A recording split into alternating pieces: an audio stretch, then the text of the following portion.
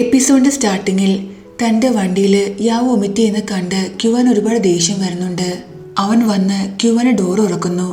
എന്നിട്ട് അവളോട് വെളിയിറങ്ങാൻ പറയുന്നുണ്ട്. തനിക്ക് നടക്കാൻ പറ്റില്ലെന്നവൾ പറയുമ്പോൾ ഞാൻ എൻ്റെ ക്ഷമയുടെ ബോട്ടം ലൈനിലെത്തി, നീ ഇനിയും എന്നെ ടെസ്റ്റ് ചെയ്തെന്ന് പറഞ്ഞ് ജാക്കറ്റ് ഒരു ഗ്ലൗസ് ആയിട്ട് യൂസ് ചെയ്ത് അവളെ പിടിച്ച് വെളിയിലിറക്കുന്നു. എന്നിട്ട് അവിടെ കിടന്നൊരു ബോക്സിൽ അവളെ ഇടുന്നുണ്ട്. അവൻ്റെ ഫോൺ എടുത്ത് അവൻ റെക്കോർഡിംഗ് ഓൺ ചെയ്യുന്നു. ഡ്രങ്കായി യാവോ ആട്ടെ ഫോട്ടോ എടുക്കുമ്പോൾ പോസ് ചെയ്യുന്ന പോലെ കുറെ പോസൊക്കെ ചെയ്യുന്നുണ്ട്. പക്ഷെ ക്യുവാൻ ഇവിടെ ശ്രമിക്കുന്നത് യാവോ ആയിട്ട് ഒരു ഓറൽ കോൺട്രാക്റ്റിൽ വരാനാണ്. അവൾ ഡ്രങ്കായിരുന്നു, സോ ഈ സിറ്റുവേഷൻ അവൻ യൂസ് ചെയ്യുന്നു. ഞാനിത് വീഡിയോ എവിഡൻസായി യൂസ് ചെയ്യും. നീ എൻ്റെ വണ്ടി ചീത്തയാക്കി, അതിനു പകരമായി നീ എൻ്റെ ലൈഫ് അസിസ്റ്റൻ്റ് ആകണമെന്ന് അവൻ പറയുന്നു. അവൻ കുറെ ടേംസ് ആൻഡ് കണ്ടീഷൻസും പറയുന്നുണ്ട്. പക്ഷെ അതെല്ലാം അവന് ഫേവറബിൾ ആയിട്ടായിരുന്നു. ഡ്രങ്കായി യാവോ ആട്ടെ ഇതെല്ലാം കേട്ട് മിണ്ടാതെ അവിടെ കിടക്കുന്നു, ലൈക്ക് അവളെല്ലാം സമ്മതിക്കുന്ന പോലെ. അതിനുശേഷം അവൻ അവിടെ ഒരു ഡെലിവറി ബോയെ കാണുന്നു. നീ ഈ ബോക്സും ഈ ഗേളിനെയും എൻ്റെ വീട്ടിൽ ഡെലിവറി ചെയ്യണം, എൻ്റെ കാറിനെ ഫോളോ ചെയ്യാൻ പറയുന്നുണ്ട്. നെക്സ്റ്റ് സീനിൽ ബോക്സും യാവും വീട്ടിലെത്തിയിട്ടുണ്ടായിരുന്നു. അവൻ അവളെ ആ ബോക്സിൽ നടക്കാൻ ശ്രമിക്കുമ്പോൾ രണ്ടുപേരും സോഫയിലേക്ക് വീഴുന്നുണ്ട്. രണ്ടുപേരും ഒരുപാട് ക്ലോസ് ആകുന്നുണ്ട്. തൻ്റെ ഹാൻസം ബോസിനെ ഇത്രയും ക്ലോസ് ആയി കാണുമ്പോൾ അവൾ അവനെ നോക്കിയിരിക്കുന്നു. നോക്കുക മാത്രമല്ല, നിന്റെ നോസ് എന്താ ഇങ്ങനെയെന്നൊക്കെ ചോദിച്ച് അവൻ്റെ ഫേസിൽ ടച്ച് ചെയ്യുന്നുണ്ട്. ക്യുവാൻ്റെ ആകട്ടെ ക്ഷമ നശിക്കുന്നു. അവൻ അവളെ തള്ളി മാറ്റി ഇതിനു പകരമായിട്ട് ഞാൻ നിന്റെ സാലറി കട്ട് ചെയ്യുമെന്ന് പറയുന്നുണ്ട്. നെക്സ്റ്റ് മോർണിംഗിൽ യാവു എണീക്കുമ്പോൾ തലേന്ന് രാത്രിയിൽ അവൾ പറഞ്ഞ കാര്യങ്ങളെല്ലാം ക്യുവാൻ അവളെ ഓർമ്മിപ്പിക്കുന്നുണ്ട്. ഇന്നലെ രാത്രി നീ എന്തൊക്കെയാ പറഞ്ഞത് നിനക്കറിയാമോ? എൻ്റെ നോസ് നാച്ചുറൽ ആണ്, എന്നിട്ട് നീ എന്നോട് ഞാൻ പ്ലാസ്റ്റിക് സർജറി ചെയ്തോന്ന് ചോദിച്ചു. എന്നെ ഇൻസൾട്ട് ചെയ്തതിന് നീ നഷ്ടപരിഹാരം തരണം. അതുമാത്രവുമല്ല, നീ ഇന്നലെ എനിക്ക് ഒരുപാട് നഷ്ടങ്ങൾ ഉണ്ടാക്കിയിട്ടുണ്ട്. സോ എല്ലാത്തിനും കൂടെ കൂട്ടി നഷ്ടപരിഹാരം തരണമെന്ന് അവൻ പറയുന്നു. അവൻ ഓൾറെഡി ലിസ്റ്റ് എല്ലാം ഉണ്ടാക്കിയിട്ടുണ്ടായിരുന്നു. ആ ലിസ്റ്റ് യാവിൻ്റെ കയ്യിൽ കൊടുക്കുന്നു. ഇത് കണ്ട് യാവു ആകട്ടെ ഷോക്ക് ആകുന്നുണ്ട്. ഇത്രയും വലിയ എമൗണ്ട്, ആ കൂട്ടത്തിൽ ഡെലിവറി ചാർജും അവൻ ആഡ് ചെയ്തിട്ടുണ്ടായിരുന്നു. അതുമാത്രവുമല്ല, അവൾക്ക് വേണ്ടി അവൻ വേസ്റ്റ് ചെയ്ത് അവൻ്റെ ടൈമിൻ്റെ റേറ്റും അതും ആഡ് ചെയ്തിട്ടുണ്ടായിരുന്നു. ഇതെല്ലാം കണ്ട് യാവു ആകട്ടെ ഷോക്ക് ആകുന്നു. എന്നിട്ട് അവൻ ആ വീഡിയോയും കാണിക്കുന്നു. അവളെ ബ്ലാക്ക്മെയിൽ ചെയ്യാൻ വേണ്ടി അവൻ എടുത്തത്. സർ പ്ലീസ്, ഞാൻ ഈ എമൗണ്ട് ഇൻസ്റ്റോൾമെൻറ്റ് അടയ്ക്കാമെന്ന് അവൾ പറയുന്നു. പക്ഷെ നമ്മുടെ ഹീറോ ഓൾറെഡി ഈ പ്രശ്നത്തിന് ഒരു സൊല്യൂഷൻ കണ്ടെത്തിയിട്ടുണ്ടായിരുന്നു. നീ ഈ ചെയ്ത കാര്യങ്ങളെല്ലാം ഞാൻ ക്ഷമിക്കാം, പക്ഷെ പകരമായി നീ എൻ്റെ ലൈഫ് അസിസ്റ്റൻ്റ് ആകണം. ഈ വീട്ടിലേക്ക് എൻ്റെ കൂടെ മൂവിങ് ചെയ്ത് എൻ്റെ കാര്യങ്ങളെല്ലാം ശ്രദ്ധിക്കണം. ഞാൻ ഏത് സമയത്ത് ഓർഡർ ചെയ്താലും നീ എനിക്ക് വേണ്ടി ഫുഡ് ഉണ്ടാക്കണം, വീട് ക്ലീൻ ചെയ്യണം എന്നൊക്കെ അവൻ പറയുന്നു. മറ്റു വഴിയൊന്നുമില്ലാതെ തൻ്റെ ബോസിൻ്റെ ഈ 248 റൂൾസ് അക്സെപ്റ്റ് ചെയ്ത് അവൾ കോൺട്രാക്ട് സൈൻ ചെയ്യുന്നുണ്ട്. നെക്സ്റ്റ് സീനിൽ യാവു ക്യുവാൻ്റെ വീട്ടിലേക്ക് ഷിഫ്റ്റ് ചെയ്യുന്നു. തൻ്റെ പ്രൊട്ടക്ഷന് വേണ്ടി കുറച്ച് വെപ്പൺസ് എല്ലാം അവൾ കരുതിയിട്ടുണ്ടായിരുന്നു. അവളൊരു സെക്യൂരിറ്റി ക്യാമറയും വാങ്ങിയിട്ടുണ്ടായിരുന്നു. അവൾ നോക്കി നിൽക്കുമ്പോൾ ക്യുവാൻ ഇടയ്ക്ക് വരുന്നു. ഇതിൻ്റെ ആവശ്യം എന്താണെന്ന് അവൻ ചോദിക്കുമ്പോൾ സ്വയം സെക്യൂരിറ്റിക്ക് വേണ്ടിയാണെന്ന് അവൾ പറയുന്നുണ്ട്. സത്യത്തിൽ യാവു ഇതെല്ലാം ചെയ്യുന്നത് ടിങ് ടിങ് പറഞ്ഞ കാര്യം ആലോചിച്ചിട്ടാണ്. തൻ്റെ ബോസിനെ ആരെങ്കിലും കൊല്ലാൻ വരികയാണെങ്കിൽ പ്രൊട്ടക്ഷന് വേണ്ടി. പക്ഷേ ക്യുവാൻ വിചാരിക്കുന്നത് തന്നെ പേടിച്ചിട്ടാണെന്നാണ്. നമ്മൾ ഒരു വീട്ടിൽ താമസിക്കുന്ന കാര്യം ശരിയാണ്, പക്ഷെ എനിക്ക് നിന്നിൽ ഒരു ഇൻട്രസ്റ്റും ഇല്ല. അതുകൊണ്ട് ഈ വിയേർഡ് തോട്ടൊക്കെ മാറ്റിവെക്കാൻ അവൻ പറയുന്നു. നെക്സ്റ്റ് സീനിൽ ലേറ്റ് നൈറ്റ് ആകുമ്പോൾ ക്യുവാൻ വന്ന യാവുവിനോട് ഫുഡ് ഉണ്ടാക്കാൻ പറയുന്നു. കാരണം അവൻ ഉറങ്ങണം.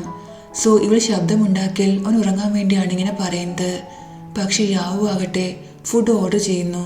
കാരണം ഇത്രയും ലേറ്റായിട്ട് ഫുഡ് ഉണ്ടാക്കാൻ അവൾക്കൊരു മൂഡില്ലായിരുന്നു. ഇവിടെ ക്യുവാൻ ആകട്ടെ അവൾ ഫുഡ് ഉണ്ടാക്കുന്ന സൗണ്ട് വെയിറ്റ് ചെയ്ത് കിടക്കുകയാണ് തനിക്ക് ഉറങ്ങാൻ വേണ്ടി. ഒരു സൗണ്ടും വരാതെ ആകുമ്പോൾ അവൻ വന്ന് വെളിയിൽ നോക്കുന്നു. ഫുഡ് കണ്ട് ഇതെന്താണെന്ന് ചോദിക്കുന്നുണ്ട്. താൻ ഓർഡർ ചെയ്താണെന്ന് അവൾ പറയുമ്പോൾ ഇതെല്ലാം റാപ്പ് ചെയ്തിട്ട് എനിക്ക് എത്രയും പെട്ടെന്ന് ഫുഡ് ഉണ്ടാക്കി തരാൻ അവൻ പറയുന്നു. മറ്റു വഴിയൊന്നുമില്ലാതെ യാവ് ഫുഡ് ഉണ്ടാക്കുന്നു. അവൾ സെർവ് ചെയ്യുന്നുണ്ട്. പക്ഷെ ക്യുവാൻ ഉറക്കം വരുന്നില്ല. കാരണം അവൾ ആ പാട്ട് പാടിയിട്ടുണ്ടായിരുന്നില്ല.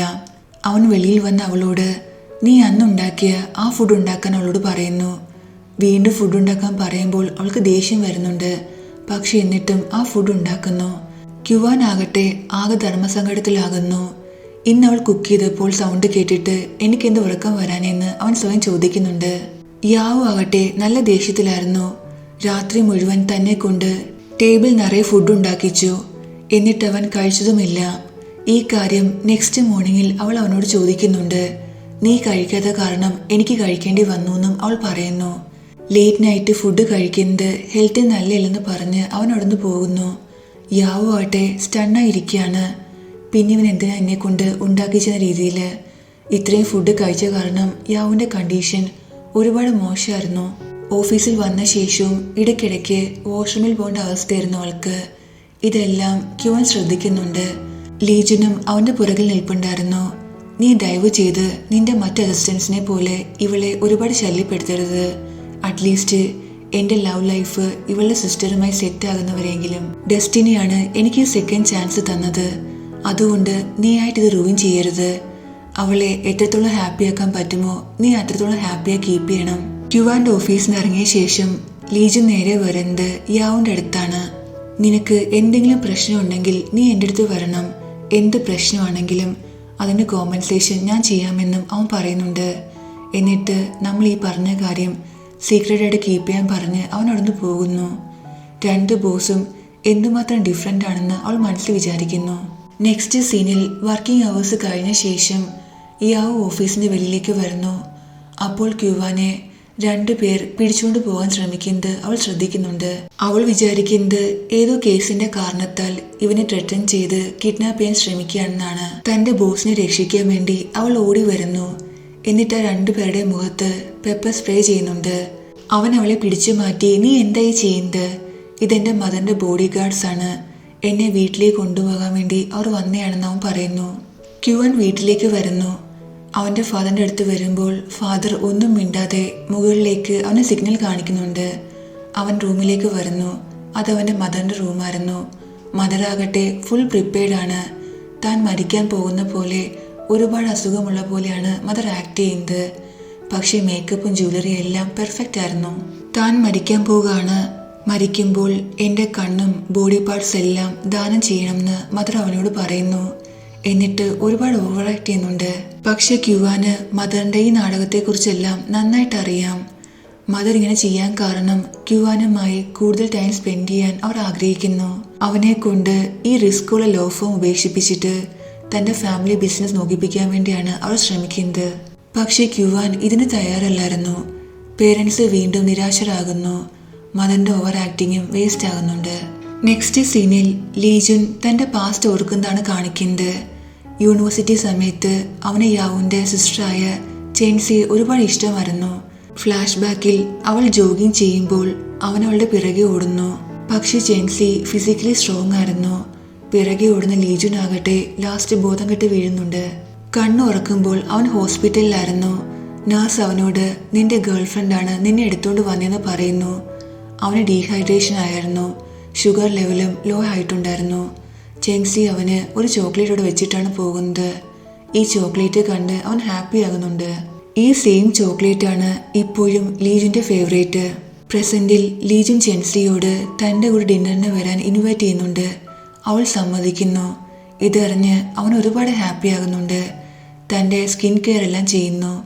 എന്നിട്ട് ഡിന്നറിന് വേണ്ടി നല്ലൊരു ഡ്രസ്സും സെലക്ട് ചെയ്യുന്നുണ്ട്. പ്രൊഫഷണൽ ലൈഫ് ഒരുപാടായി. ഞാനിനി എൻ്റെ ലവ് ലൈഫ് ശ്രദ്ധിക്കാൻ പോവുകയാണെന്ന് അവൻ ക്യുവാനോട് പറയുന്നു. ക്യുവാൻ ലീജനോട് തൻ്റെ സിറ്റുവേഷൻ തൻ്റെ ഫ്രണ്ടിൻ്റെ സിറ്റുവേഷൻ രീതിയിൽ അഡ്വൈസ് ചോദിക്കുന്നുണ്ട്. എൻ്റെ ഫ്രണ്ടിന് ഒരു നൈബർ ഉണ്ടായിരുന്നു. ഒരുപാട് നോയ്സിയായ കാരണം എൻ്റെ ഫ്രണ്ട് ആ നൈബറിനെ പുറത്താക്കുന്നുണ്ട്. പക്ഷേ ചില റീസൺസ് കാരണം അവൻ ആ നൈബറിനെ വീണ്ടും വീട്ടിലേക്ക് കൊണ്ടുവരേണ്ടി വരുന്നു. പക്ഷെ ഇപ്പോൾ വീണ്ടും ആ നൈബർ ഒരുപാട് നോയ്സിയായി ഫീൽ ചെയ്യുന്നു. അവരെ വീണ്ടും എങ്ങനെ പുറത്താക്കുമെന്ന് ക്യുവാൻ ചോദിക്കുമ്പോൾ എനിക്ക് തോന്നുന്നത് പ്രശ്നം ഈ നൈബറിനല്ല, നിന്റെ ഫ്രണ്ടിനാണ്. നീ ആദ്യം അവനോട് അവൻ്റെ മൈൻഡ് ഓക്കെ ആക്കാൻ പറയാൻ ലീജൻ പറയുന്നുണ്ട്. ക്യുവാൻ വീട്ടിൽ വരുമ്പോൾ യാവു അവന് വേണ്ടി ഓൾറെഡി ഫുഡ് ഉണ്ടാക്കിയിട്ടുണ്ടായിരുന്നു. അതും ഒരുപാട് ഡിഷസ്. ഇത് കണ്ട് അവൻ സർപ്രൈസ് ആകുന്നുണ്ട്.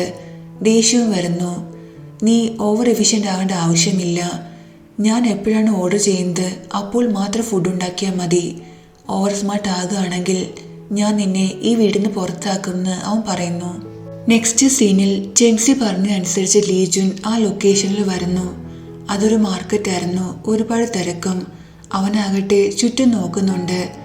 ആരോ പുഷ് ചെയ്യുമ്പോൾ അവൻ്റെ കയ്യിൽ നിന്ന് ഫോൺ താഴെ വീഴുന്നു.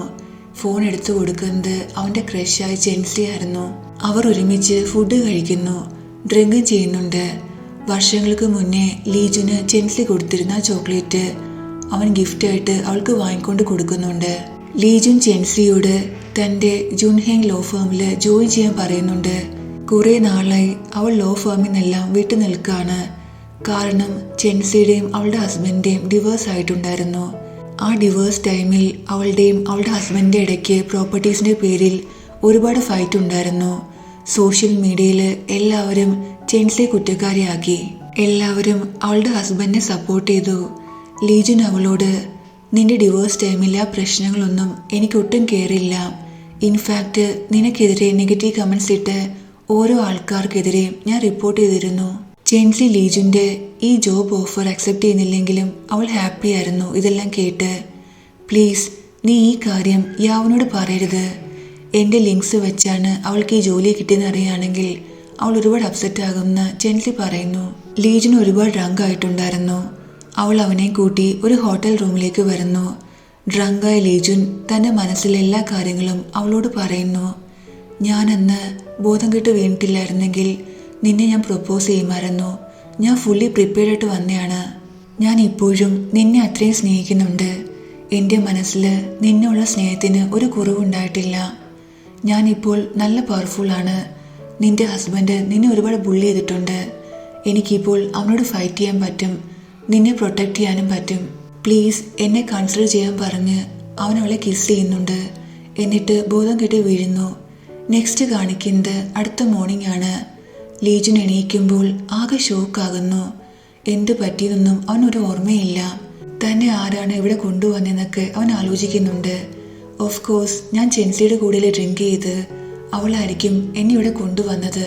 പക്ഷെ രാത്രിയിൽ എന്ത് സംഭവിച്ചു എന്ന് അവനൊരു ഓർമ്മയില്ല. അവനെ ബെഡിൽ നിന്ന് ഒരു ഹെയർ കിട്ടുന്നുണ്ട്. തൻ്റെ ഹെയറിനേക്കാളും നീളമുള്ളയായിരുന്നു. സോ ഇത് ജെൻസിയുടെ ആണെന്ന് അവൻ ഉറപ്പായിരുന്നു. അവൻ ഹാപ്പിയായി ആ പില്ലോ ഹഗ് ചെയ്ത് ഇന്നലെ രാത്രി എൻ്റെ ഡ്രീം നൈറ്റ് ആയിരുന്നു. പക്ഷെ ഞാൻ എന്ത് സ്റ്റുപ്പിഡാണ്, എനിക്കൊന്നും ഓർമ്മയില്ലെന്ന് അവൻ സ്വയം പറയുന്നു. അപ്പോൾ അവൻ സൈഡ് ടേബിളിൽ കുറച്ച് പണം ഇരിക്കുന്ന കാണുന്നുണ്ട്. ഇതിൻ്റെ മീനിങ് എന്താണെന്ന് അവന് മനസ്സിലാകുന്നില്ല.